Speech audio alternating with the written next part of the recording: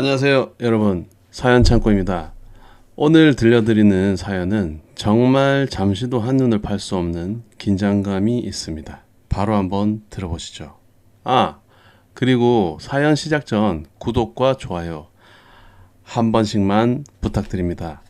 영상 제작에 큰 힘이 된답니다. 시작하겠습니다. 어머님, 이걸 전부 큰 집으로 보내시는 거예요? 하나도 남기지 않고요? 서정인이 떨리는 목소리로 물었지만 시어머니 방옥수는 눈길도 주지 않았습니다. 당연한 걸 뭘 물어. 차례는 종갓집이 먼저야.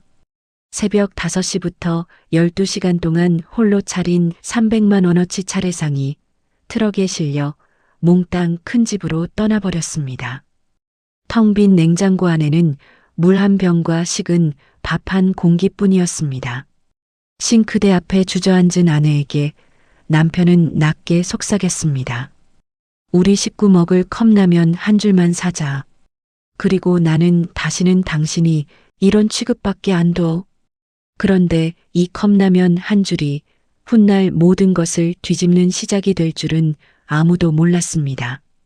과연 이 부부는 왜 하루아침에 파산 위기에 몰리게 될까요?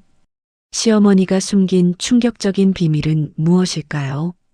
그리고 빼앗기기만 하던 며느리는 어떻게 자신의 인생을 되찾게 될까요? 오늘의 이야기 시작합니다. 오늘도 행복한 하루 되기를 기원합니다. 추석을 하루 앞둔 새벽, 하늘은 아직 검푸른 어둠에 잠겨 있었습니다. 새벽 5시, 대부분의 집이 깊은 잠에 빠져 있을 시간에 서정이는 벌써 재래시장 골목을 걷고 있었습니다. 찬 새벽 공기가 목덜미를 파고들었고 입김이 하얗게 흩어졌습니다. 정희는 두꺼운 목도리를 한 번 더 여미며 시장 안쪽으로 발걸음을 옮겼습니다. 아직 문을 열지 않은 가게가 대부분이었지만 정인이 늘 찾는 건어물 가게에는 벌써 노란 알전구가 켜져 있었습니다. 가게 주인 노상철이 정인을 알아보고 반갑게 손을 들었습니다. 아이고, 우리 정인이 또 이 새벽부터 나왔네. 올해도 혼자 왔어? 서방은 뭐하고? 정인은 옅게 웃으며 고개를 숙였습니다. 사장님, 안녕하세요. 새벽부터 죄송해요. 올해도 조기랑 명태포는 사장님 손 거친 걸로 부탁드리려고요. 사장님 물건이 제일 실하잖아요. 노상철은 미리 골라둔 조기 한 두름을 신문지에 싸며 혀를 끌끌 찼습니다. 허허, 물건 칭찬은 됐고 며느리 하나가 이 큰 살림을 해마다 혼자 다 짊어지고 나는 볼 때마다 속이 뒤집혀. 아니, 그 집 식구들은 손이 없어, 발이 없어. 어째 명절만 되면 자네 혼자 이 고생이야. 정희는 대답 대신 그저 조용히 웃기만 했습니다. 그 웃음 속에 담긴 것이 무엇인지 노상철은 차마 묻지 못했습니다. 정희는 3시간 동안 시장을 돌며 장을 봤습니다. 갈비를 고르고 나물거리를 다듬어 담고 전을 부칠 재료며 과일까지 하나하나 눈으로 살피고 손으로 만져보며 골랐습니다. 장바구니는 어느새 4개로 불어났고 그 값을 모두 더하니 300만 원에 가까웠습니다. 양손 가득 무거운 장바구니를 든 정희는 팔이 저려왔지만 걸음을 멈추지 않았습니다. 그렇게 시댁 부엌 문턱을 넘어서면서 정인의 추석 하루가 본격적으로 시작되었습니다. 부엌에 들어선 정희는 겉옷을 벗고 앞치마를 둘렀습니다. 그때부터 무려 12시간에 걸친 노동이 이어졌습니다. 전을 부치느라 기름이 사방으로 튀었고 나물을 무치느라 손끝이 빨갛게 물들었습니다. 갈비를 재우고 국을 끓이고 과일을 깎아 정갈하게 담았습니다. 이마에는 땀이 맺혔고 허리는 몇 번이나 뻐근하게 굳어왔습니다. 부엌 안은 기름 냄새와 뜨거운 김으로 가득 찼고 정인의 얼굴은 열기에 벌겋게 달아올랐습니다. 그러나 거실은 부엌과는 딴 세상이었습니다. 시어머니 방옥순과 시누이 강수연은 소파에 편히 앉아 과일을 집어먹으며 이야기꽃을 피우고 있었습니다. 방옥순이 사과 한 조각을 입에 넣으며 흐뭇하게 말했습니다. 명절은 뭐니 뭐니 해도 큰 집이 중심이 돼야 하는 거야. 우리 종갓집이 어디 보통 집안이니? 이 동네에서 알아주는 집안 아니냐? 수연도 귤을 까며 맞장구를 쳤습니다. 그럼요, 엄마. 큰오빠니가 집안 얼굴이지.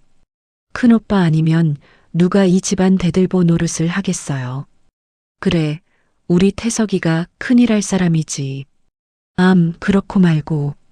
두 사람의 웃음소리가 거실을 채우는 동안 부엌 문턱을 넘어오는 사람은 아무도 없었습니다. 그때 정인의 두 아이가 조심스럽게 부엌으로 들어왔습니다. 큰아이가 엄마의 소매를 잡아당기며 말했습니다. 엄마, 나도 같이 하면 안 돼. 엄마 혼자 힘들잖아. 나 계란 깨는 거 잘하는데. 정인의 얼굴에 오랜만에 진짜 웃음이 번졌습니다. 우리 아들이 언제 이렇게 컸을까? 엄마 마음이 다 든든하네. 그러나 그 순간 방옥순의 목소리가 날카롭게 날아들었습니다. 어허, 사내 녀석이 부엌에 뭐하러 들어가? 부엌은 사내가 얼씬거리는 데가 아니야. 얼른 이리 나오너라. 할미랑 과일이나 먹자. 방옥순은 성큼 들어와 손주들의 손을 잡아 끌어 거실로 데려갔습니다. 정희는 아이들에게조차 도움을 받지 못한 채 다시 홀로 부엌에 남겨졌습니다. 정희는 잠시 국자를 든 채 멈춰서서 텅 빈 부엌 문을 오래 바라보았습니다. 해가 뉘엿뉘엿 기울 무렵 대문 밖에서 트럭 한 대가 멈추는 소리가 들렸습니다. 큰 집에서 보낸 트럭이었습니다. 방옥순이 기다렸다는 듯 부엌으로 들어와 완성된 음식들을 살펴보았습니다. 그리고는 아무렇지도 않게 상자를 가져와 음식을 담기 시작했습니다. 전이며 나물이며 갈비까지 정인이 온종일 만든 음식이 하나도 남김없이 상자 속으로 들어갔습니다. 심지어 아직 손도 대지 않은 재료들까지 모조리 챙겼습니다. 정인이 놀라 물었습니다. 어머님, 이걸 전부 큰 집으로 보내시는 거예요? 하나도 남기지 않고요? 방옥수는 눈길도 주지 않고 상자에 테이프를 붙이며 대답했습니다. 당연한 걸 뭘 물어. 차례는 종갓집이 먼저 지내는 거야. 큰 집에서 상을 차려야 격이 서고 조상님 낯이 서는 거다. 그것도 모르니. 정인의 손끝이 미세하게 떨렸습니다. 그럼 저희 식구들 먹을 건 어떡해요? 아이들도 있는데요. 방옥수는 그제야 정인을 힐끗 보더니 코웃음을 쳤습니다. 아이고, 너희야 뭐 아무거나 대충 챙겨 먹으면 되지. 다 큰 어른들이 그깟 끼니 하나 못 때우겠니? 뭘 그런 걸 시시콜콜 따지고 그래. 사람이 좀 넉넉해야지. 그 말과 함께 상자들은 트럭에 실렸고 트럭은 흙먼지를 일으키며 큰아들 강태석의 집으로 떠나버렸습니다. 트럭이 떠난 뒤 텅 빈 부엌에 정인만이 홀로 남았습니다. 조금 전까지 음식으로 가득했던 조리대는 이제 기름 자국만 남아 휑했습니다. 정인은 천천히 냉장고 문을 열었습니다. 그 안에는 물 한 병과 식은 밥 한 공기만이 덩그러니 놓여 있었습니다. 온몸의 힘이 한꺼번에 빠져나가는 듯 했습니다. 정인은 싱크대 앞에 스르르 주저앉았습니다. 12시간의 노동이 새벽부터 흘린 땀이 아무런 흔적도 없이 사라져버린 현실이 그제야 실감났습니다. 눈물이 차올랐지만 정인은 소리내어 울지 않았습니다. 그때 부엌 문이 열리며 남편 강태호가 들어왔습니다. 아내의 굽은 등과 벽에 걸린 텅 빈 장바구니를 본 순간 태호는 무슨 일이 있었는지 단번에 알아차렸습니다. 태호의 턱 근육이 딱딱하게 굳었습니다. 태호는 조용히 다가가 아내의 어깨에 손을 얹었습니다. 정인아 나왔어, 괜찮아? 응. 정인은 고개를 들지 못한 채 힘없이 말했습니다. 여보, 나 오늘 하루 종일 대체 뭘 한 걸까? 새벽부터 나와서 그 고생을 했는데 우리 애들 먹을 밥 한 그릇이 없어. 냉장고에 물이랑 식은 밥 한 공기가 다야. 태호는 무릎을 굽혀 아내와 눈높이를 맞췄습니다. 그리고 아내의 두 손을 꼭 잡으며 낮고 단단한 목소리로 속삭였습니다.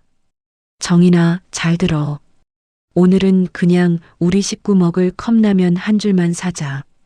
그거면 충분해. 대신 내가 약속할게. 나는 다시는, 두 번 다시는 당신이 이런 취급밖에 안 둬. 이건 내가 남편으로서 하는 약속이야. 정인의 눈에서 그제야 눈물 한 줄기가 흘러내렸습니다. 그날 밤 두 사람은 동네 편의점에서 컵라면을 사왔습니다. 좁은 식탁에 둘러앉아 부부는 컵라면을 나눠 먹으며 아이들을 재웠습니다. 편의점 야간 아르바이트생이 봉지를 건네며 수줍게 말했습니다. 이 삼각김밥은 유통기한이 오늘까지라 그냥 서비스로 드릴게요. 맛있게 드세요. 그 삼각김밥 하나가 이상하게도 그날 부부가 받은 유일한 온기였습니다. 정희는 삼각김밥을 반으로 갈라 아이들 입에 넣어주며 애써 밝게 웃어 보였습니다. 자, 우리 아들, 딸. 이거 먹고 얼른 코 자자. 내일은 엄마가 맛있는 거 해줄게. 아이들이 잠든 뒤 태호는 쉽게 잠들지 못했습니다. 잠든 아내의 지친 얼굴을 오래 바라보던 태호는 지난 10년의 세월을 처음으로 진지하게 되짚기 시작했습니다. 명절마다, 제사 때마다, 그리고 형의 사업에 문제가 생길 때마다 자신의 통장에서 빠져나간 돈이 얼마였는지, 그동안 당연하게 여겼던 그 모든 일들이 오늘 밤 처음으로 이상하게 느껴졌습니다. 다음 날 아침 태호는 오래된 가계부와 통장 거래 내역을 꺼냈습니다.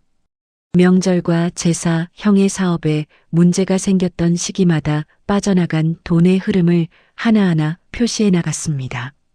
숫자들을 짚어가던 태호의 눈빛이 점점 날카로워졌습니다. 무언가 규칙적인 흐름이, 일정한 방향이 보이기 시작했습니다. 그 시각 큰 집에서는 정인이 만든 음식으로 성대한 차례를 지내고 있었습니다. 방옥수는 친척들 앞에서 마치 자신이 모든 걸 다 준비한 양생색을 냈습니다. 아이고, 올해도 이 늙은이가 아주 허리가 부러지게 정성을 쏟았지 뭐야. 이만한 상차림이 요즘 세상에 어디 흔한 줄 알아. 다 정성이야, 정성. 강태석은 동생 부부의 이름조차 입에 올리지 않았습니다. 친척들은 음식이 참 정갈하다며 감탄했지만 그 음식을 누가 만들었는지는 아무도 몰랐습니다. 그런데 그 자리에서 단 한 사람, 태호의 사촌 강태윤만이 고개를 갸웃했습니다. 전을 하나 집어 맛보던 태윤이 문득 물었습니다. 고모, 근데 이 많은 음식을 정말 혼자 다 하신 거예요? 이 갈비간 좀 보세요. 이거 아무나 못 내는 손맛인데. 솜씨가 보통이 아니에요. 방옥순의 표정이 순간 굳었습니다. 아, 그거야 뭐.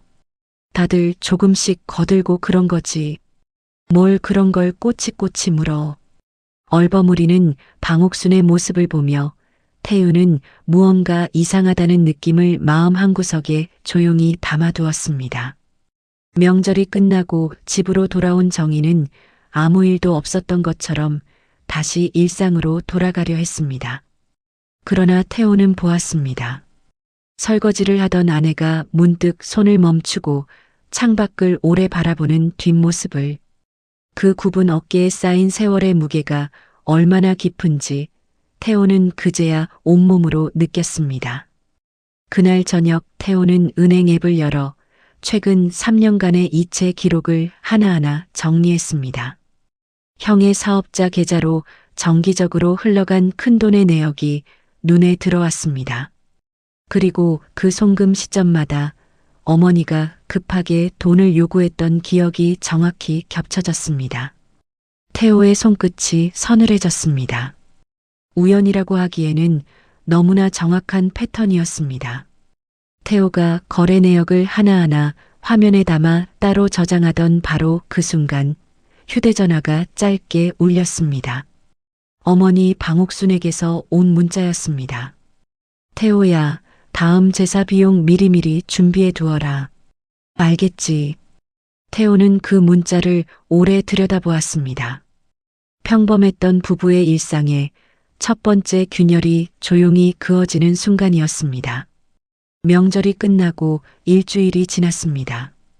가을 햇살이 제법 따가워진 어느 오후 태호는 형 강태석을 조용히 동네 카페로 불러냈습니다.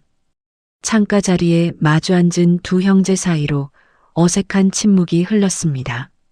태호는 식은 커피잔을 만지작거리다가 어렵게 입을 열었습니다. 형, 내가 좀 물어볼 게 있어서 보자고 했어.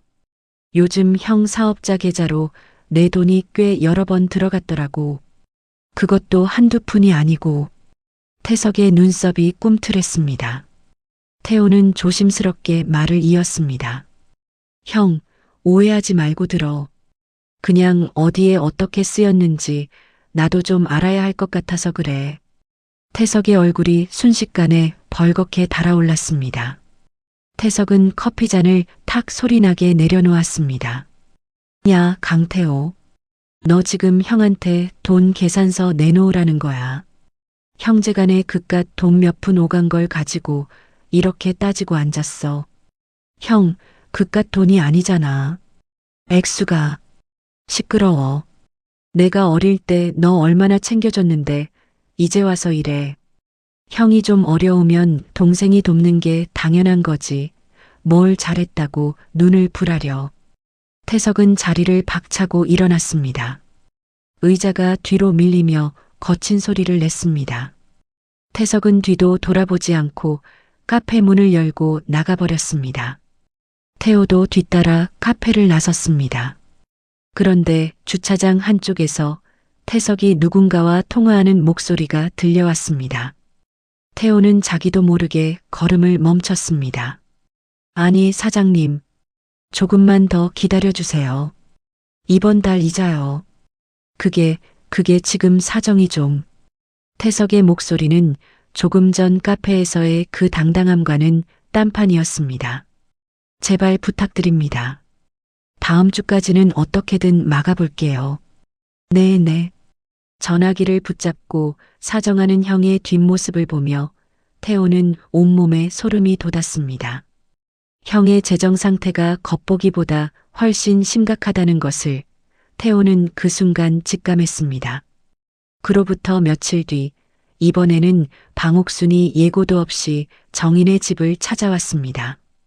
현관문을 열고 들어선 방옥순은 인사도 없이 곧장 부엌으로 향했습니다. 냉장고 문을 벌컥 열더니 안을 이리저리 살폈습니다. 그리고는 못마땅한 표정으로 혀를 찼습니다. 아니, 냉장고에 이게 다 뭐냐? 반찬을 뭐 이렇게 사다 쟁여. 살림을 이렇게 해프게 하니까 집안에 돈이 안 모이지. 정희는 조심스럽게 대답했습니다. 어머님, 그건 아이들 먹일 반찬이랑. 됐다, 됐어. 내가 다 안다. 젊은 사람이 알뜰할 줄을 몰라. 방옥수는 그러더니 정인이 사둔 아이들 학용품과 반찬거리까지 자신의 가방에 주섬주섬 챙겨 넣기 시작했습니다. 이건 큰집 손주들 갖다 주면 되겠고 이 반찬도 아까우니 내가 가져가마. 정희는 그 모습을 멍하니 바라볼 뿐이었습니다. 방옥수는 가방을 어깨에 메고는 마지막으로 한마디를 덧붙였습니다. 다음 제사 비용은 태호한테 얘기해뒀다. 알아서 준비해라. 그렇게 방옥수는 왔던 것처럼 바람같이 사라졌습니다. 텅 빈 거실에 홀로 남은 정희는 한참 동안 그 자리에 서 있었습니다. 그날 밤 정희는 잠을 이루지 못하고 몇 번이나 뒤척였습니다. 옆에 누운 태호는 아내가 밤새 잠들지 못하는 것을 알고 있었습니다. 다음 날 태호는 회사 점심시간을 이용해 곧장 은행으로 향했습니다. 그리고 지난 5년간의 상세한 거래 명세서를 정식으로 발급받았습니다. 두툼한 명세서를 손에 쥔 태호의 표정이 무겁게 가라앉았습니다. 사무실로 돌아온 태호는 명세서를 한 장 한 장 넘기며 분석하기 시작했습니다. 결혼한 이후 형의 사업에 위기가 닥칠 때마다 어머니 명의로 돈이 빠져나갔습니다. 그 금액을 모두 더하니 이미 억 단위를 훌쩍 넘어서 있었습니다. 태호는 명세서를 쥔 손에 힘이 들어가는 것을 느꼈습니다. 숫자는 거짓말을 하지 않았습니다. 지난 10년 자신의 가정이 형의 밑빠진 독을 채우는 데 쓰였다는 사실이 눈앞에 또렷하게 드러났습니다. 태호는 대학 동기이자 은행에서 오래 일한 친구를 찾아갔습니다. 명세서를 펼쳐 보이며 태호가 물었습니다. 이거 좀 봐줘. 나 아무래도 뭔가 이상해서 그래. 명세서를 꼼꼼히 살피던 친구의 표정이 점점 심각해졌습니다. 친구는 안경을 고쳤으며 낮은 목소리로 말했습니다. 태호야, 이건 단순히 형 좀 도와준 수준이 아니야. 이 정도 돈이 이렇게 규칙적으로 한 계좌에 계속 들어갔다는 건 형 사업빚을 너희 집이 통째로 떠안는 구조로 굳어지고 있다는 거야. 너 이러다 큰일 나. 지금이라도 정신 바짝 차려. 그 말에 태호의 등줄기가 서늘해졌습니다. 한편 그 시각 시누이 강수연에게서 정인에게 전화가 걸려왔습니다. 수연은 대뜸 밝은 목소리로 용건을 꺼냈습니다. 올케, 다음 달에 우리의 돌잔치 하잖아. 올케가 음식 솜씨 좋으니까 상차림이랑 답례품 준비 좀 맡아줘. 올케만 믿을게. 정인은 잠시 망설이다가 조심스럽게 입을 열었습니다. 아가씨, 그런데 그 비용이 만만치 않을 텐데요? 상차림에 답례품까지 하면. 아, 그 비용도 올케가 좀 내주면 안 돼. 우리도 요즘 사정이 빠듯해서 그래. 올케니가 좀 여유 있잖아. 정희는 이번만큼은 쉽게 대답하지 못했습니다. 아가씨, 저희도 요즘 형편이. 정인의 목소리가 처음으로 흔들렸습니다. 그러나 수연의 반응은 싸늘했습니다. 뭐야, 올케. 지금 나 도와주기 싫다는 거야. 아니, 조카 돌잔치 하나 도와달라는데 그걸 그렇게 계산해? 진짜 이기적이다. 예의도 없고. 전화를 끄는 수연은 곧바로 가족단체 대화방에 글을 올렸습니다. 둘째 올케 정말 너무하네요. 조카 돌잔치 도와달라는데 돈 없다고 딱 잘라 거절이에요. 이런 며느리가 어디 있어요? 그 글을 시작으로 대화방은 순식간에 정인을 성토하는 자리로 변했습니다. 방옥순이 먼저 글을 올렸습니다. 내 저럴 줄 알았다. 살림 해프게 하는 것부터가 싹수가 노랬어. 태석의 아내까지 거들었습니다. 둘째 동서가 원래 좀 그렇죠. 자기밖에 몰라요. 화면 속 글들이 하나둘 쌓여가는 것을 보며 정인의 손이 파르르 떨렸습니다. 그때 그 모습을 지켜보던 태호가 처음으로 대화방에 글을 남겼습니다. 다들 그만하세요. 정인이가 지난 10년간 이 집안에 어떻게 했는지 정말 모르세요? 명절마다 혼자 그 큰 상을 다 차린 사람이 누굽니까? 제 아내한테 이러지 마요. 순간 대화방이 조용해졌습니다. 전에 없던 균열이었습니다. 그때 잠자코 대화방을 지켜보던 사촌 강태윤이 글을 올렸습니다. 저도 한마디 하겠습니다. 지난 추석 큰집 차례상 음식, 그거 전부 둘째 형수님이 혼자 다 하신 겁니다. 제가 그날 큰집에서 다 봤어요. 고모가 하신 게 아니라요. 그 글이 올라오자 방옥수는 다급해졌습니다. 방옥수는 서둘러 태윤을 대화방에서 내보냈습니다. 그리고 아무 일 없었다는 듯 글을 올렸습니다. 쓸데없는 소리 하는 사람은 나가야지. 집안일에 남이 왜 끼어들어. 그날 밤 방옥순에게서 태호에게 전화가 걸려왔습니다. 전화기 너머로 방옥순의 격앙된 목소리가 쏟아졌습니다. 강태호, 너 지금 제정신이니? 감히 어미 앞에서 마누라 편을 들어. 큰 집을 위해 희생하는 게 이 집안의 도리야. 며느리가 그것도 못 참으면 어디다 써먹어. 네가 아주 마누라한테 홀딱 넘어갔구나. 태호는 이를 악물었습니다. 어머니, 희생도 정도가 있는 거예요. 정인이는 사람이지 이 집안 종이 아니라고요. 뭐야? 이놈이 아주 못하는 소리가 없구나. 그 통화를 옆에서 듣고 있던 정인은 가슴이 무너져 내렸습니다. 남편이 자신 때문에 어머니와 등을 지는 상황이 정인은 견디기 힘들었습니다. 전화가 끝난 뒤 정인은 조용히 태호에게 말했습니다. 여보, 나 때문에 어머님이랑 그러지 마. 차라리 내가 참을게. 지금까지도 참아왔잖아. 나 하나만 참으면 다 조용한데. 정인은 고개를 돌려 조용히 눈물을 삼켰습니다. 태호는 그런 아내의 손을 꼭 잡았습니다. 아니야, 정인아. 이건 네가 참을 일이 아니야. 여태 참아온 게 잘못이었어.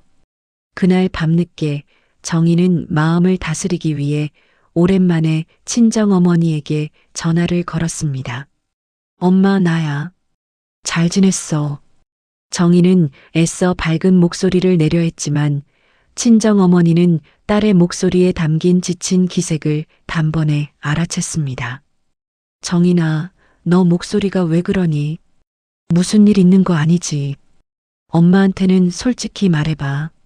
정인은 결국 목이 메었습니다.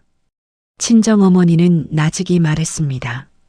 정인아, 힘들면 언제든 이 엄마한테 와. 세상이 다 너를 몰라줘도 엄마는 내 편이야. 알았지? 너무 혼자 참지 마라. 그 말에 정인은 소리 죽여 한참을 울었습니다. 전화를 끄는 정인은 서랍 깊숙한 곳에서 오래된 요리 노트를 꺼냈습니다. 결혼 초에 쓰다가 어느새 손을 놓았던 노트였습니다. 손때 묻은 페이지를 한 장 한 장 넘기며 정인은 시집 오기 전에 자신을 떠올렸습니다. 친정어머니의 반찬 가게에서 요리 하나로 인정받던 시절, 손님들이 정인의 손맛을 칭찬하던 그때의 자신이 노트를 바라보는 정인의 눈빛에 아주 오랜만에 희미한 빛이 스쳐 지나갔습니다. 며칠 뒤 태호는 문득 오래전 일 하나를 떠올렸습니다. 몇 해 전 어머니가 형의 사업 서류에 필요하다며 자신의 인감도장을 가져갔던 일이었습니다. 그때는 별 생각 없이 내주었지만 지금 와서 생각하니 무언가 불길했습니다. 태호는 서둘러 등기소와 은행에 자신의 이름으로 진행된 계약이 있는지 확인을 신청했습니다. 결과가 나오기까지는 며칠이 걸린다고 했습니다. 그 며칠 동안 태호의 마음속에는 알 수 없는 불안이 점점 커져만 갔습니다. 태호가 신청한 확인 결과가 나오기 전이었습니다. 어느 흐린 오후 정인의 집 초인종이 울렸습니다. 문을 열자 낯선 중년 여성이 서 있었습니다. 여성은 딱딱한 표정으로 자신을 소개했습니다. 강태석 사장 사업 채권자 되는 사람입니다. 여기가 강태호 씨 댁 맞죠? 정인은 영문을 몰라 되물었습니다. 네, 맞는데요. 무슨 일로? 여성은 가방에서 서류한 뭉치를 꺼내 정인의 눈앞에 들이밀었습니다. 강태석 사장이 갚지 못한 빚이 있는데 여기 이댁 부부가 연대보증인으로 되어 있어요.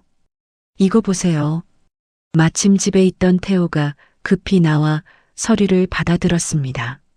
서류를 훑어 내려가던 태호의 얼굴이 하얗게 질렸습니다. 몇 해 전 어머니가 가져갔던 인감도장, 그리고 자신이 무심코 건넸던 신분증 사본, 그것들이 형의 대출 보증 서류에 고스란히 사용되어 있었습니다. 태호는 떨리는 목소리로 말했습니다. 이건 저는 이 보증에 동의한 적이 없습니다. 서명한 기억도 없어요. 채권자 여성은 코웃음을 쳤습니다. 기억이 없어도 도장이 찍혔으면 그만이에요. 법이 그래요. 그 순간 태호는 직감했습니다. 이것은 자신도 모르는 사이에 벌어진 도용이라는 것을. 채권자가 돌아간 뒤 태호는 그 자리에 주저앉을 뻔했습니다. 그러나 이내 이를 악물고 곧바로 움직였습니다. 태호는 인감증명서, 발급 이력과 대출 당시 서류를 하나하나 조회했습니다. 그러자 놀라운 사실이 드러났습니다. 어머니가 자신의 신분증 사본을 이용해 여러 건의 서류를 대신 처리한 정황이 곳곳에서 나타났습니다. 한 번이 아니었습니다. 태호는 이것이 단순한 실수가 아니라 오래전부터 치밀하게 계획된 일이라는 것을 확신했습니다. 손끝이 차갑게 식어갔습니다. 태호는 곧바로 변호사를 찾아갔습니다. 서류를 살펴본 변호사가 신중하게 설명했습니다. 태호 씨, 본인 동의 없이 남이 대신 세운 보증은 원칙적으로 본인이 나중에 인정하지 않으면 효력이 없습니다. 그러니 이 보증은 무효로 다툴 수 있어요. 태호의 얼굴에 잠시 희망이 스쳤습니다. 그러나 변호사는 곧 말을 이었습니다. 다만 문제는 시간입니다. 이걸 법적으로 무효라고 확정받으려면 소송을 해야 하고 필적 감정 같은 절차까지 거치면 꽤 오랜 시간이 걸립니다. 그동안이 힘드실 거예요. 태호는 마른 침을 삼켰습니다. 바로 그 시간이 문제였습니다. 무효가 확정되기 전 채권자는 발 빠르게 움직였습니다. 채권자는 태호 부부 명의의 예금과 급여, 그리고 살고 있는 전셋집 보증금까지 법원에 가압류를 신청했습니다. 법원이 이를 받아들이면서 부부의 통장과 자산이 한꺼번에 꽁꽁 묶여버렸습니다. 당장 쓸 수 있는 돈이 사라졌습니다. 정희는 통장 잔액을 확인하다가 손이 멈췄습니다. 여보, 이거 돈이 하나도 안 빠져. 전부 묶였어. 태호는 아무 말도 하지 못했습니다. 충격에 빠진 태호는 그 길로 어머니에게 달려갔습니다. 어머니, 어떻게 저한테 이럴 수 있어요? 제 도장이랑 신분증으로 형 빚보증을 세우다니요. 이게 말이 됩니까? 그러나 방옥수는 조금도 미안한 기색이 없었습니다. 오히려 당당하게 목소리를 높였습니다. 그게 뭐 대수라고 이 난리냐? 형제간에 그깟 보증 하나 못 써줘. 형이 어려우면 동생이 돕는 게 사람 도리지. 어머니, 이건 도리가 아니라 범죄예요. 제 허락도 없이. 시끄럽다. 다 집안 잘 되자고 한 일이야. 그러는 사이 형 태석은 이미 연락이 끊긴 채 어디론가 잠적한 뒤였습니다. 설상가상으로 태석에게 돈을 빌려준 다른 채권자들까지 정인의 집으로 몰려들었습니다. 사람들이 현관문을 쾅쾅 두드리며 고함을 질렀습니다. 강태석 어디 갔어? 돈 내놔. 그중 한 남자는 아이들이 보는 앞에서도 아랑곳하지 않고 소리를 질렀습니다. 어린 두 아이는 겁에 질려 엄마 뒤로 숨었습니다. 놀란 이웃들이 하나둘 문을 열고 내다보았고 복도는 순식간에 소란스러워졌습니다. 정희는 아이들을 끌어안고 온몸을 떨었습니다. 소란은 거기서 그치지 않았습니다. 채권자들은 급기야 태호가 다니는 회사까지 찾아왔습니다. 회사 로비에서 큰 소리로 행패를 부리자 태호는 얼굴을 들 수 없었습니다. 업무는 엉망이 되었고 동료들의 시선도 따가웠습니다. 하필 그 무렵 회사는 구조조정을 진행하고 있었습니다. 태호는 좋지 않은 평가를 받아 희망퇴직 대상 명단에 이름이 올랐습니다. 가정을 지탱하던 마지막 소득줄마저 위태로워진 것입니다. 사태가 걷잡을 수 없이 커지자 방옥수는 슬그머니 발을 뺐습니다. 친척들이 무슨 일이냐고 물으면 이렇게 둘러댔습니다. 나는 몰라. 다 지들끼리 벌인 일이지. 애초에 둘째 며느리가 집안 단속을 제대로 못해서 이 사달이 난 거야. 방옥수는 모든 책임을 정인에게 떠넘겼습니다. 멀쩡한 집안이 며느리 하나 잘못 들여서 이 꼴이 됐어. 그 말은 발없는 말이 되어 친척들 사이로 퍼져나갔습니다. 신우이 수연도 마찬가지였습니다. 친정의 위기가 닥치자 수연은 태호 부부와 거리를 두기 시작했습니다. 정인이 전화를 걸어도 받지 않았고 문자에도 답이 없었습니다. 곤란한 상황을 피해 아예 연락을 끊어버린 것입니다. 얼마 전까지 돌잔치를 도와달라 매달리던 사람이라고는 믿기지 않았습니다. 가압류로 생활비 계좌마저 묶이자 부부는 당장 쓸 현금조차 없었습니다.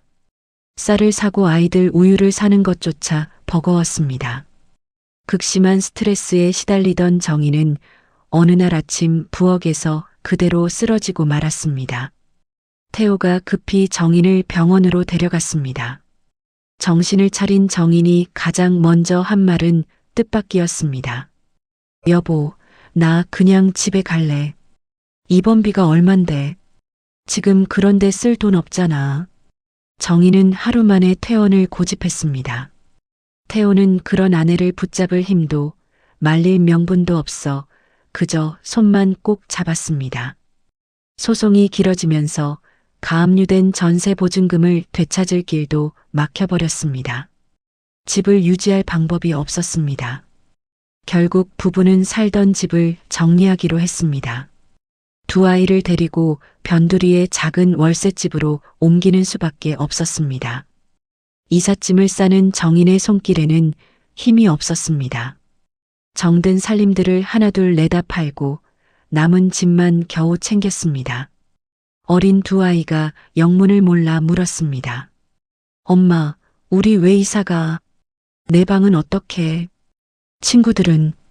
정희는 애써 담담한 척 웃어 보였습니다. 우리 새 집으로 놀러 가는 거야. 재밌겠지. 그러나 묶인 통장과 밀린 고지서들은 부부가 감당할 수 있는 한계를 이미 훌쩍 넘어서 있었습니다. 밤이면 태호는 잠든 아이들을 바라보며 소리 없이 주먹을 쥐었습니다. 그렇게 모두가 등을 돌린 그때 뜻밖의 사람이 부부를 찾아왔습니다. 사촌 강태윤이었습니다. 태윤은 봉투 하나를 정인의 손에 쥐어주었습니다. 형수님, 얼마 안 되지만 급한데 보태세요. 이럴 때 서로 도와야죠. 그리고 태호를 향해 목소리를 낮춰 말했습니다. 형, 내가 예전에 고모가 서류 대신 처리하는 걸 옆에서 직접 봤어. 그뿐만 아니라 고모가 그 일을 얘기하는 통화까지 내가 우연히 들었어. 필요하면 나 증언할게. 이대로 당하고만 있으면 안 돼. 그 말은 절망 속의 부부에게 한 줄기 빛과도 같았습니다. 퇴원 후 짐을 줄여 월세집으로 이사하던 날이었습니다. 정희는 이삿짐 상자들을 정리하다가 상자 사이에서 손때 묻은 물건 하나를 발견했습니다. 결혼 초에 쓰던 요리 노트였습니다. 정희는 먼지를 툭툭 털어내고 노트를 오래 들여다보았습니다. 빛바랜 페이지마다 친정 어머니에게 배운 양념 비법과 손님들이 좋아하던 반찬 이름들이 빼곡히 적혀 있었습니다. 그 순간 정인의 눈빛에 절망과는 다른 무언가가 희미하게 스쳐 지나갔습니다. 정인은 노트를 가슴에 꼭 안았습니다. 낯선 동네로 이사한 지 며칠이 지났습니다. 정인은 마음을 다잡으려 새 동네 골목길을 천천히 걸었습니다. 그러다 문을 닫기 직전인 오래된 반찬가게 앞에서 걸음을 멈췄습니다. 진열대에 놓인 반찬들을 유심히 살펴보는 정인의 눈빛이 어느새 진지해졌습니다. 그때 가게 안에서 주인 한미영이 나오며 말을 건넸습니다. 뭘 그렇게 골똘히 보세요. 반찬 좀 사시게요. 정인은 얼른 고개를 저었습니다. 아, 아니요. 그냥 반찬이 정갈해 보여서요. 미영은 정인을 위아래로 훑어보더니 빙긋 웃었습니다. 댁도 요리 좀 하시는 분 같네. 눈썰미가 예사롭지 않아. 그렇게 두 사람의 인연이 시작되었습니다. 며칠 뒤 미영이 정인에게 먼저 부탁을 해왔습니다. 저기요, 요즘 일손이 너무 부족해서 그런데 며칠만 반찬 만드는 것 좀 도와줄 수 있어요. 품삯은 넉넉히 쳐줄게요. 정인은 잠시 망설이다가 고개를 끄덕였습니다. 당장 한 푼이 아쉬운 형편이었습니다. 정인이 소매를 걷어붙이고 밑반찬 몇 가지를 만들어냈습니다. 미영은 정인이 만든 반찬을 한 입 맛보더니 눈이 휘둥그레졌습니다. 어머, 이 손맛. 이거 그냥 솜씨가 아니네. 미영은 그 자리에서 젓가락을 내려놓고 정인의 두 손을 덥석 잡았습니다. 이봐요. 며칠이고 뭐고 아예 나랑 같이 정식으로 일해봅시다. 이런 손맛을 그냥 썩히면 죄받아요. 가압류로 자기 이름의 돈은 단 한 푼도 쓸 수 없던 정인이었습니다. 그래서 정인은 미영의 가게에서 월급을 받는 직원으로 일을 시작했습니다. 초기 자본이 전혀 필요 없는 이 자리가 벼랑 끝에 선 부부에게는 유일한 활로였습니다. 정인은 매일 새벽같이 가게로 나가 반찬을 만들었습니다. 오랜만에 잡은 국자와 도마 앞에서 정인은 조금씩 자신을 되찾아갔습니다. 정인은 오래전 요리 노트에 적어둔 친정 어머니의 비법 양념을 되살렸습니다. 그 양념을 반찬에 넣자 맛이 확연히 달라졌습니다. 가게의 기존 반찬과는 비교가 안 되는 깊은 손맛이었습니다. 아니, 오늘 이 나물 무침 왜 이렇게 맛있어요? 예전 거랑 다르네. 단골 손님들이 하나둘 그 맛을 알아보기 시작했습니다. 입소문을 타고 손님이 점점 늘어났습니다. 특히 정인이 만든 명절 음식과 제사 음식은 솜씨가 남다르다는 평을 받았습니다. 전이며 나물이며 하나같이 정성이 배어 있었습니다. 미영은 손이 크고 야무진 정인에게 새로운 일을 맡겨보기로 했습니다. 정인 씨, 가게 한쪽에서 명절 상차림 대행을 한번 해봐요. 요즘 그거 찾는 사람 많아요. 자네 솜씨면 충분해. 정인은 잠시 두려웠지만 곧 고개를 끄덕였습니다. 잃을 것이 없는 사람에게는 두려움도 사치였습니다. 어느 날 저녁 가게 문을 닫고 두 사람은 나란히 앉아 차를 마셨습니다. 미영이 조용히 지난 이야기를 꺼냈습니다. 나도 예전에 자네 같았어. 시댁 시집살이에 남편이 진 빚까지 뒤집어 쓰고 정말 바닥까지 떨어졌었지. 죽으려고도 했어. 정인은 놀란 눈으로 미영을 바라보았습니다. 그런데 이 반찬 가게 하나로 다시 일어섰어. 사람이 손에 뭐라도 쥐고 있으면 안 죽더라고. 그러니까 정인 씨 힘내. 필요하면 이 가게 설비고 주방이고 얼마든지 같이 써. 나는 자니가 잘 됐으면 좋겠어. 그 말에 정인의 눈시울이 붉어졌습니다.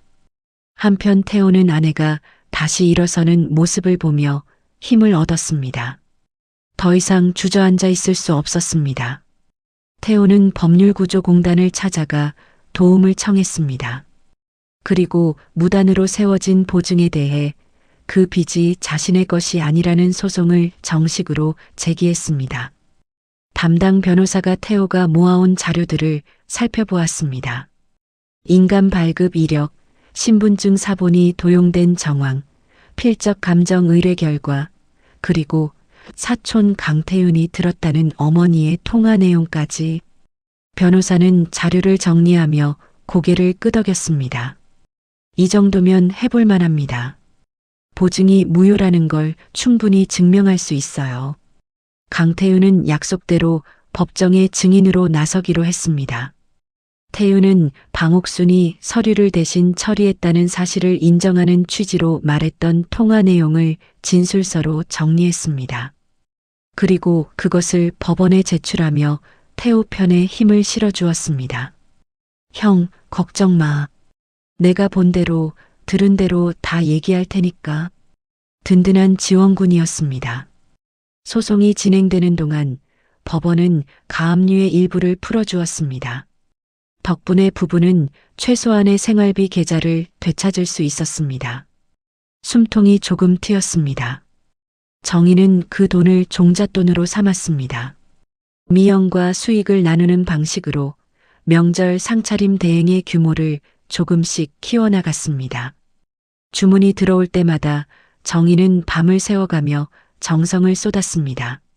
지역 맘카페에 정인의 상차림 후기가 하나둘 올라오기 시작했습니다. 이 집 명절 상차림 진짜 대박이에요. 시댁 어른들이 다 놀라셨어요. 손맛이 옛날 우리 엄마 손맛이에요. 강추합니다. 후기가 쌓이자 주문이 눈에 띄게 늘었습니다. 그 소식은 옛 재래시장에까지 전해졌습니다. 건어물 상인 노상철이 소식을 듣고 한 걸음에 달려왔습니다. 정인아, 소문 다 들었다.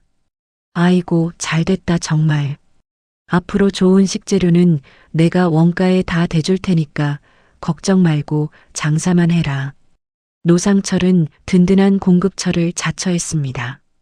주문이 감당할 수 없을 만큼 늘어나자 정인은 미영의 조언을 따랐습니다. 정인 씨, 이제 제대로 하려면 정식으로 등록을 해야 해. 위생 교육도 받고 작업장도 허가받고. 정인은 위생 교육을 이수했습니다. 그리고 작업장을 식품 제조가공업으로 정식 등록했습니다. 서류를 준비하고 절차를 밟는 데만 여러 달이 걸렸습니다. 번거롭고 힘든 과정이었지만 정인은 하나하나 꼼꼼히 해냈습니다. 정식 등록을 마친 뒤 정인은 미영의 가게 옆 작은 공간을 임대했습니다. 그리고 자신만의 작업장을 차렸습니다.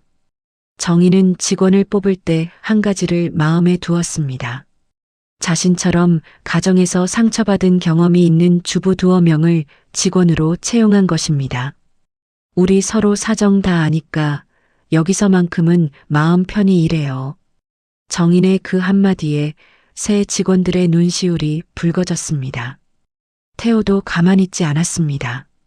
태호는 희망퇴직 위로금과 강태윤이 빌려준 돈을 보탰습니다.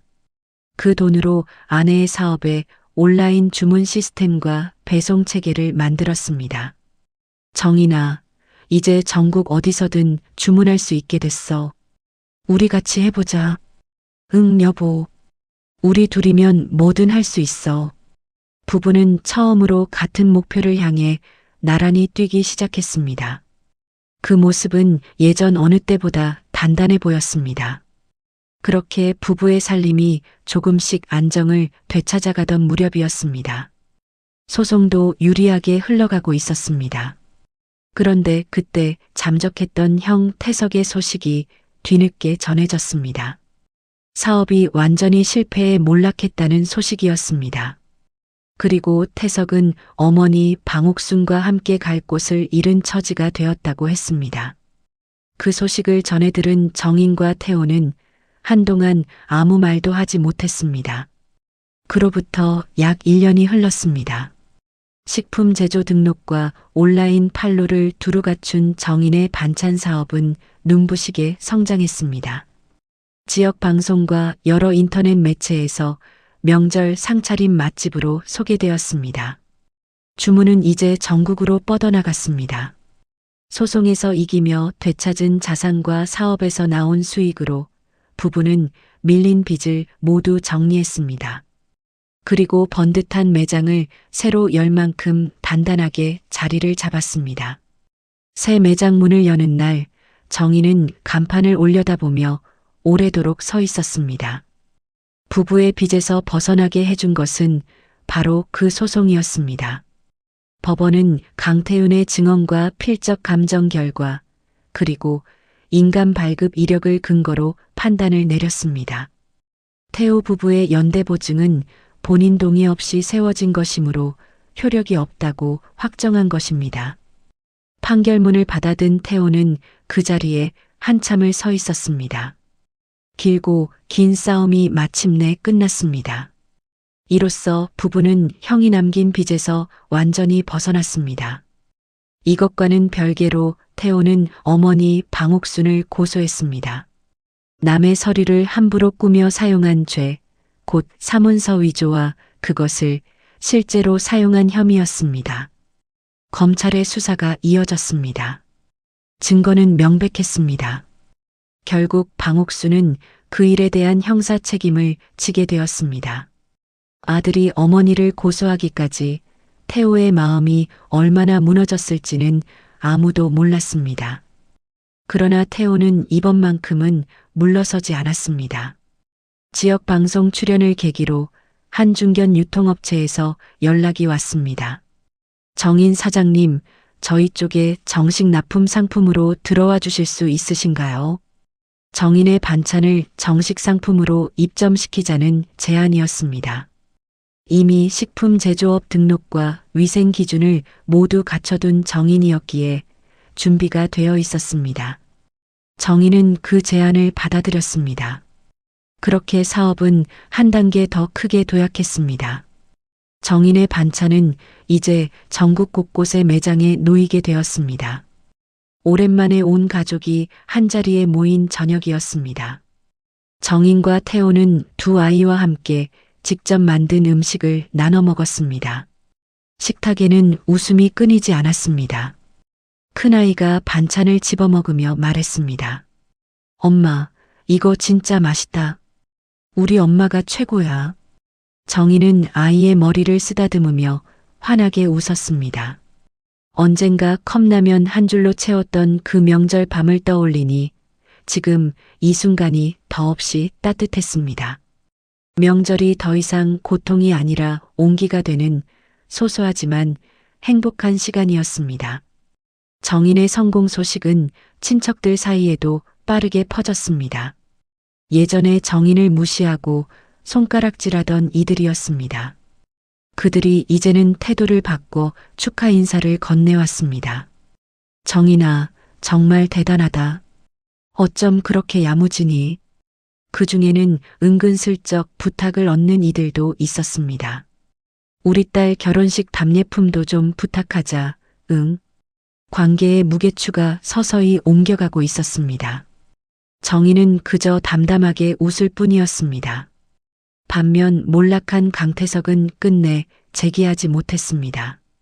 빚쟁이들을 피해 가족과도 뿔뿔이 흩어졌습니다. 한때 집안의 대들보라 떠받들어지던 사람의 초라한 뒷모습이었습니다. 형사 처벌까지 받은 방옥순의 처지는 더욱 딱했습니다. 그토록 아끼던 큰아들 태석에게도 딸 수연에게도 외면당했습니다. 갈 곳도 기댈 곳도 없는 신세로 전락하고 만 것입니다. 한때 방옥순의 편에 서서 정인을 몰아세우던 시누이 수연이었습니다. 그런데 수연 역시 자기 시댁에서 비슷한 일을 겪기 시작했습니다. 명절이면 큰동서에게 모든 노동을 떠맡고 부당한 대우를 받았습니다. 부엌에 홀로 남아 전을 부치던 어느 날 수연은 문득 정인을 떠올렸습니다. 내가 그때 올케한테 정말 못할 짓을 했구나. 수연은 그제야 정인이 겪었던 일을 자기 몸으로 이해하기 시작했습니다. 그러나 수연은 어머니의 형사 문제에까지 얽히는 것은 한사코 꺼렸습니다. 방옥순이 도움을 청해도 수연은 매몰차게 외면했습니다. 엄마, 나까지 이 일에 엮이기 싫어. 나도 살아야지. 그렇게 방옥순은 자신이 그토록 떠받들던 큰 집으로부터 그리고 딸에게마저 철저히 버림받았습니다. 평생을 큰아들과 종갓집만 바라보고 살아온 대가였습니다. 어느 비오는 저녁이었습니다. 마감 준비를 하던 정인이 무심코 매장 유리창 밖을 내다보았습니다. 그런데 낯익은 실루엣 하나가 매장 앞을 서성이고 있었습니다. 초라한 행색의 방옥순이었습니다. 우산도 없이 비를 맞으며 방옥순은 매장 앞을 몇 번이나 서성였습니다. 그러다 차마 문을 열지 못하고 결국 발길을 돌려 빗속으로 사라졌습니다. 정인은 그 뒷모습을 유리창 너머로 말없이 바라보았습니다. 며칠 뒤 방옥순이 다시 매장을 찾아왔습니다. 그러나 처음에는 여전히 그 옛날의 자존심을 놓지 못했습니다. 애미야, 내가 지금 갈 데가 없다. 그러니 네가 나 좀 거둬야 하지 않겠니? 그게 며느리 도리지. 방옥수는 마치 당연한 것을 요구하듯 말했습니다. 그러나 정희는 예전의 정인이 아니었습니다. 정희는 차분하지만 단호하게 선을 그었습니다. 어머님, 그동안 저한테 하신 일들을 정말 다 잊으신 거예요. 그런 태도로 오시면 저는 아무것도 해드릴 수가 없어요. 정희는 방옥순을 조용히 돌려보냈습니다. 갈 곳도 기댈 사람도 없이 방옥순은 몇 차례 더 좌절을 겪었습니다. 찬 바닥에서 밤을 지새우기도 했습니다. 그렇게 밑바닥까지 내려간 뒤에야 방옥순은 세 번째로 정인을 찾아왔습니다. 이번에는 눈빛부터 달랐습니다. 방옥순은 정인 앞에서 천천히 고개를 숙였습니다. 애미야, 내가 잘못했다. 큰아들만 싸고 돌고 너한테는 못할 짓만 했지. 무리한 요구에 그 인감 도용까지 다 내 욕심이었다. 정말 미안하구나. 방옥순이 자신의 잘못을 인정한 것은 그것이 처음이었습니다. 방옥순은 평생 붙들어온 자신의 신념을 되돌아보았습니다. 종갓집이 최고이고 장남이 우선이라는 그 낡은 생각이 결국 자신에게 무엇을 남겼는지를, 버림받은 것은 그토록 아끼던 큰아들과 종갓집이었고 남은 것은 오직 며느리 앞에 선 초라한 자신뿐이었습니다. 방옥순의 주름진 눈가에서 뒤늦은 회한의 눈물이 흘러내렸습니다. 정희는 그 눈물을 말없이 지켜보았습니다. 정희는 어머니를 용서하기로 했습니다. 그러나 예전처럼 이용당하지는 않겠다고 마음먹었습니다. 정희는 분명한 선을 세워 말했습니다. 어머님, 지난 일은 다 잊을게요. 하지만 예전 같은 희생과 차별은 이제 없어요. 저는 이제 그런 사람이 아니에요. 당장 함께 살 수는 없지만 최소한 끼니 걱정은 안 하시게 도와드릴게요. 정희는 곁에 두는 대신 조건을 걸고 최소한의 생계만 돕기로 했습니다. 관계의 주도권을 스스로 되찾은 것입니다. 방옥수는 그저 고개를 끄덕일 뿐이었습니다. 그렇게 한 시절의 원한이 조금씩 정리되어 가던 어느 가을날이었습니다. 바람결에 다시 추석 냄새가 실려왔습니다. 또 한 번의 명절이 다가오고 있었습니다. 그러나 이번 명절은 예전과 달랐습니다. 정인과 태호는 이번만큼은 온전히 자신들만의 방식으로 명절을 맞이할 준비를 시작했습니다. 정인은 요리 노트를 펼치며 조용히 미소를 지었습니다. 추석 당일 아침이 밝았습니다. 정인의 집 식탁 위에는 정갈한 차례상이 차려졌습니다. 그것은 처음으로 정인이 오직 자신의 가족만을 위해 차린 상이었습니다. 전이 노릇하게 붙여졌고 나물은 색색이 곱게 묻혀졌습니다. 갈비는 윤기가 흘렀고 과일은 정성스럽게 깎여 담겼습니다. 태호와 두 아이가 접시를 나르며 웃었습니다. 엄마, 이거 어디다 놓을까? 우리 아들, 여기 이쪽에 놓아줄래? 집 안가득 웃음소리가 끊이지 않았습니다. 지난날 트럭에 몽땅 실려가던 그 음식과는 달랐습니다. 이번 상차림은 누구에게 빼앗기지도 않았고 누군가의 생색을 위해 바쳐지지도 않았습니다. 온전히 그들 가족만의 것이었습니다. 정희는 잘 차려진 상을 바라보며 가만히 미소 지었습니다. 그 오랜 세월 흘린 땀과 눈물이 마침내 제 주인을 찾은 순간이었습니다. 그때 초인종이 울렸습니다. 정인이 문을 열자 뜻밖의 손님이 서 있었습니다. 조촐한 과일 상자를 두 손에 든 방옥순이었습니다. 방옥순은 며느리의 집 앞에 조심스럽게 서 있었습니다. 이번에는 무언가를 가져가기 위해서가 아니었습니다. 함께하기 위해 찾아온 것이었습니다. 애미야, 나도 껴도 되겠니? 빈손으로 오기 뭐해서 이거라도 사왔다. 방옥순의 목소리는 예전과 달리 한없이 조심스러웠습니다. 정희는 잠시 망설였습니다. 그러나 이내 문을 활짝 열고 어머니를 안으로 들였습니다. 들어오세요, 어머님. 마침 상 다 차렸어요. 정희는 식탁 한 자리를 내어주었습니다. 방옥수는 조심스레 자리에 앉아 며느리가 차린 음식을 처음으로 진심으로 맛보았습니다. 전 한 점을 입에 넣은 방옥순의 눈시울이 조용히 붉어졌습니다. 애미야, 내 솜씨가 이렇게 좋았구나. 내가 여태 이걸 몰랐어. 식사를 하던 중 정인이 담담하게 입을 열었습니다. 어머님, 저는 앞으로도 어머님이랑 이렇게 밥 먹을 수 있어요. 하지만 예전 같은 희생이나 차별은 이제 없을 거예요. 그것만 지켜주시면 돼요. 방옥수는 젓가락을 내려놓고 고개를 끄덕였습니다. 그래, 그래야지. 다 내 말이 맞다. 이 늙은이가 이제야 정신을 차렸구나. 방옥순의 목소리에는 진심 어린 후회가 담겨 있었습니다. 그 자리에는 또 한 사람이 초대되어 있었습니다. 부부가 가장 힘들었던 시절 유일하게 손을 내밀어준 사촌 강태윤이었습니다. 태윤은 아이들과 장난을 치며 밝게 웃었습니다. 형수님, 저 이 갈비 좀 더 먹어도 되죠? 이거 진짜 못 참겠어요. 그럼요, 도련님. 많이 드세요. 도련님 아니었으면 우리가 어떻게 여기까지 왔겠어요. 피를 나눈 가족이 등을 돌렸을 때 진짜 가족이 되어준 사람이었습니다. 진짜 가족이란 핏줄이 아니라 서로를 지키는 마음으로 맺어진다는 것을 그 자리는 조용히 말해주고 있었습니다. 그 후로 여러 달이 흘렀습니다. 정인의 반찬 사업은 지점을 낼 만큼 크게 성장했습니다. 정인은 직원을 뽑을 때 한 가지 원칙을 지켰습니다. 자신처럼 시댁과 가정에서 상처받은 여성들을 우선 채용한 것입니다. 여기서만큼은 마음 편히 일하세요. 당신 잘못이 아니에요. 미영에게 받았던 그 따뜻한 도움을 정희는 다음 사람에게 그대로 되돌려 주었습니다. 정희는 거기서 그치지 않았습니다.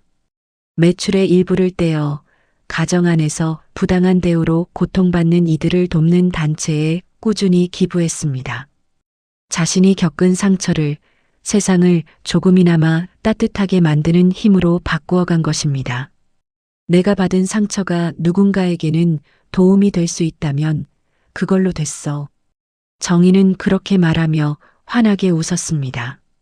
정인의 은인이었던 한미영은 나이가 들어 가게를 정리하게 되었습니다.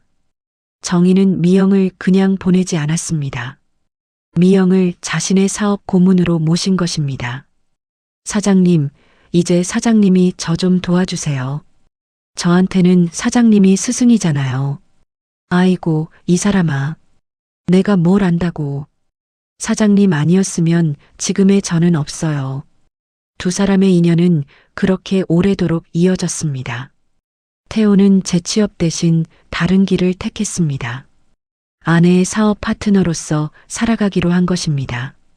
태호는 배송과 살림을 챙기고 정희는 요리와 매장을 이끌었습니다. 부부는 예전보다 훨씬 단단하고 대등한 동반자로 서로를 마주하게 되었습니다. 여보, 우리 참 멀리 왔지. 그러게. 그때 컵라면 나눠 먹던 게 엊그제 같은데. 두 사람은 마주보며 웃었습니다. 형사 처벌을 마친 방옥수는 여전히 마땅히 갈 곳이 없었습니다. 충분한 시간이 흐른 뒤 정희는 어머니에게 손을 내밀었습니다. 조건을 분명히 한 채 매장 일을 소일거리로 돕게 하며 곁에 두기 시작한 것입니다. 매장 한편에서 앞치마를 두르고 반찬을 나르는 방옥순의 모습이 보였습니다.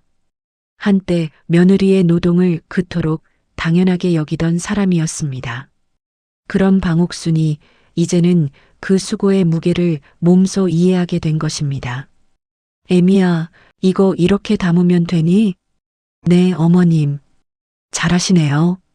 뒤늦게 몰락에서 벗어나려 애쓰던 형 태석이 어느 날 화해를 청하며 찾아왔습니다. 태호야, 형이 미안하다. 다시 시작하고 싶어서 그래. 태호는 형을 문전박대하지는 않았습니다. 그러나 예전 같은 무조건적인 희생은 없다는 것을 분명히 했습니다. 형, 나는 형을 미워하진 않아. 하지만 예전처럼은 안 돼. 형도 형 힘으로 일어서야 해. 그게 진짜 형을 위하는 거야. 태호는 문을 완전히 닫지도 무작정 열어주지도 않았습니다. 건강한 거리를 둔 것입니다. 이듬해 명절이 다시 돌아왔습니다. 정인의 집에는 방옥순뿐 아니라 신우이 수연까지 조심스레 자리를 함께 했습니다. 수연은 자기 시댁에서 비슷한 일을 겪고 나서야 정인을 진심으로 이해하게 되었습니다. 옳게, 내가 그때 정말 미안했어. 이제야 옳게 마음을 알겠어. 아가씨, 다 지난 일이에요.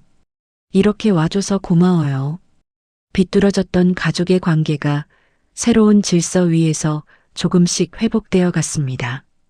마지막으로 정희는 오랜 꿈 하나를 이루었습니다. 자신의 요리 노트를 정식 요리책으로 펴낸 것입니다. 같은 처지에 놓인 이들에게 손맛과 자립의 용기를 전하기 위해서였습니다. 책의 첫 장에는 이런 글이 적혀 있었습니다. 가장 힘들었던 그의 추석의 컵라면 한 줄이 이 모든 것의 시작이었다고. 온 가족이 둘러앉은 따뜻한 식탁 위로 창밖에 둥근 보름달이 환하게 걸렸습니다. 정희는 그 달을 오래도록 바라보았습니다. 새벽 5시부터 홀로 차린 차례상을 통째로 빼앗기고 텅 빈 냉장고 앞에 마주 앉았던 서정인이었습니다. 남편과 나눠 먹은 컵라면 한 줄, 그리고 편의점에서 받은 삼각김밥 하나가 그날 부부가 받은 유일한 온기였습니다. 그러나 정희는 그 밑바닥에서 다시 일어섰습니다. 오래된 요리 노트 한 권과 친정 어머니에게 물려받은 손맛을 미천 삼아 전국에 반찬을 납품하는 어엿한 사업가로 우뚝 섰습니다. 정인을 무시하고 짓밟았던 이들은 스스로 무너졌고 정인의 곁에는 진짜 마음을 나눈 사람들이 남았습니다. 정인은 자신처럼 상처받은 이들에게 손을 내밀며 받은 상처를 따뜻한 힘으로 바꾸어 갔습니다. 참기만 하는 것이 미덕은 아닙니다. 때로는 자신을 지키기 위해 분명한 선을 긋는 용기가 필요합니다. 그 용기가 있었기에 정인은 자신의 인생과 가족을 모두 되찾을 수 있었습니다. 여러분의 오늘도 정인의 차례상처럼 오롯이 여러분 자신을 위한 따뜻한 하루가 되기를 바랍니다. 이야기를 끝까지 들어주신 분이 계시다면 잘 들었다고 댓글 하나만 남겨주세요. 감사합니다.